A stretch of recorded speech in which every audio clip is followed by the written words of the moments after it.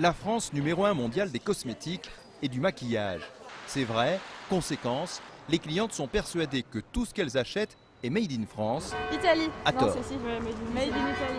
C'est scandaleux, mais c'est vrai qu'on n'a peut-être pas forcément le réflexe de faire gaffe. C'est pas bien parce que ça veut dire qu'on nous trompe. Car on le sait peu, mais Chanel, Guerlain, L'Oréal, Givenchy, Dior, Bourjois, Sisley, Lancôme ou encore Sephora, ces grandes marques françaises sont en fait produites pour partie à quelques kilomètres seulement de Milan, la capitale transalpine de la mode. Au cœur de la vallée italienne des cosmétiques, on trouve 7 entreprises. Discrétion oblige, il n'y a aucun nom sur la façade. Bonjour. Bonjour. Bienvenue chez Intercos. Ici, un couloir long de 200 mètres surplombe l'usine, aussi vaste que 5 terrains de football. Allora, funziona sta roba? Ces rouges à lèvres ou ces fonds de teint seront ensuite vendus sous les couleurs de célèbres multinationales, souvent françaises.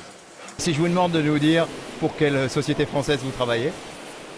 Je regrette, malheureusement ça je ne peux pas le dire. On a un rapport de confidentialité qui nous oblige à garder le nom de nos clients secret.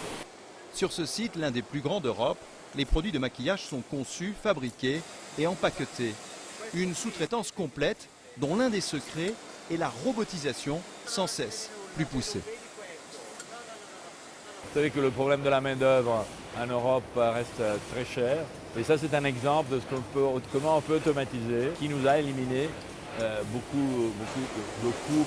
Des coûts réduits pour des produits haut de gamme qui vont garantir à l'entreprise cliente de confortables marges. Ainsi, un rouge à lèvres qui vaut 1 € à la sortie de la chaîne en Italie pourra être vendu jusqu'à 10 € dans les magasins de l'Hexagone.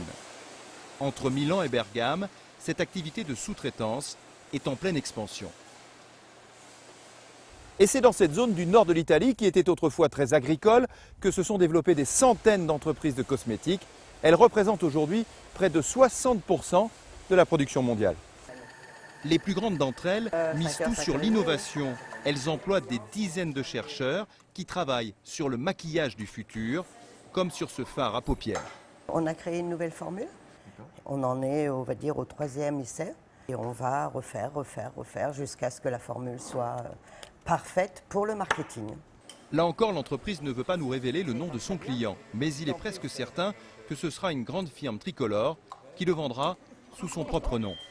Car dans cette cosmétique vallée italienne, ce sont les sous-traitants qui acceptent de prendre tous les risques. Nous, en tant que sous-traitants, nous investissons dans la recherche et le développement de formules nouvelles, sans jamais apparaître pour le grand public. Une mondialisation discrète qui profite aux entreprises des deux côtés des Alpes.